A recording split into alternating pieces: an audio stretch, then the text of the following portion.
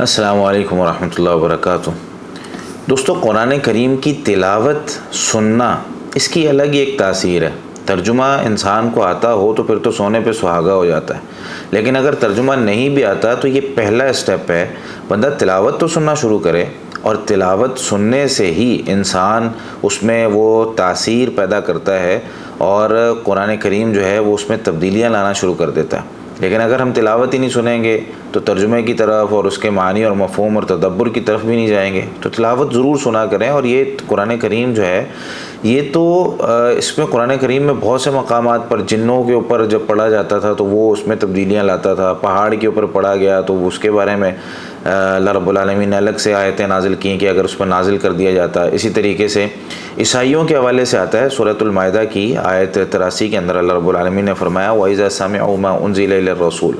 اور جب یہ سنتے ہیں قرآن کریم کی تلاوت کو جو رسول کی طرف نازل کی گئی ہے، یعنی جو رسول کی طرف قرآن کریم نازل کیا گیا ہے، اس کو جب سنتے ہیں تَرَىٰ أَعْيُنَهُمْ تَفِيضُ مِنَ الدَّمْعِ، آپ ان کی آنکھوں کو دیکھیں گے، آپ کو نظر آئے گا کہ یہ ان کی آنکھوں سے آنسو جاری ہو گئے ہیں، مِمَّا عَرَفُوا مِنَ الْحَقِّ، کیونکہ انہوں نے حق کو پہچان لیا۔ اور جب یہ سنتے ہیں نا یقولون، تو کہتے ہیں ربنا آمنا فاکتبنا مع الشاہدین، اے ہمارے رب ہم ایمان لے آئے ہیں اور ہمیں گواہوں میں سے لکھ دے۔ یہ سیدنا عبداللہ بن عباس رضی اللہ تعالیٰ عنہما فرماتے ہیں، اس آیت کے حوالے سے تفسیر بغوی میں یہ بات موجود ہے، فرماتے ہیں کہ یہ حبشہ کے جو بادشاہ تھے نا نجاشی، اس کے بارے میں یہ نازل ہوئی کہ سیدنا جعفر رضی اللہ تعالیٰ عنہ نے جب ان کے سامنے سورہ مریم کی تلاوت شروع کی تو اس وقت نجاشی اور اس کے آس پاس جو لوگ تھے وہ رونے لگے، اور وہ عیسائی تھے۔ تو قرآن کریم کی تلاوت سننا بھی انسان کے اندر تبدیلی رونما کرتا ہے، اس لیے ہمیں صرف ہم یہ کہیں کہ بھئی قرآن کریم جو ہے وہ اس کو تلاوت کرنا اور اس کو خود پڑھنا یہ جو ہے وہ ضروری ہے، اور انسان کے پاس جب ٹائم نہ ہو تو انسان کہے جی بس مجھے تلاوت ہی کرنی، بھئی سننے کی طرف بھی آئیں، اس کو سنا بھی کریں۔ نبی کریم صلی اللہ علیہ وسلم بھی کئی دفعہ صحابہ کرام کو کہتے تھے، عبداللہ بن مسعود رضی اللہ تعالیٰ عنہ کو نبی صلی اللہ علیہ وسلم نے یہ بات ارشاد فرمائی کہ عبداللہ مجھے تلاوت سنائے، تو انہوں نے سورہ نساء ان کو پڑھ کے سنائی۔ تو قرآن کریم اور سیدنا ابو بکر رضی اللہ تعالیٰ عنہ والا قصہ بھی ہمیں پتہ ہے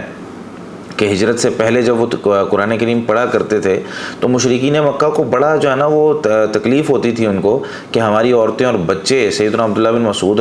سیدنا ابو بکر رضی اللہ تعالیٰ عنہ کا قرآن کریم سننے جاتے ہیں، ان میں کہیں تبدیلی نہ آ جائے کوئی۔ تو انہوں نے جو ہے نا وہ ان کو مجبور کیا کہ وہاں سے وہ ہجرت کر جائیں، تو وہ پورا قصہ آپ نے جو ہے نا وہ سنا ہوا ہے۔ تو خلاصہ یہ ہے اس بات کا کہ قرآن کریم کے سننے کی یعنی اس کی تلاوت سننے کی بھی الگ سے تاثیر ہے۔ تو جہاں ہم پڑھتے ہیں وہاں اگر ہمارے پاس ٹائم نہیں ہے یا ہم ٹریولنگ میں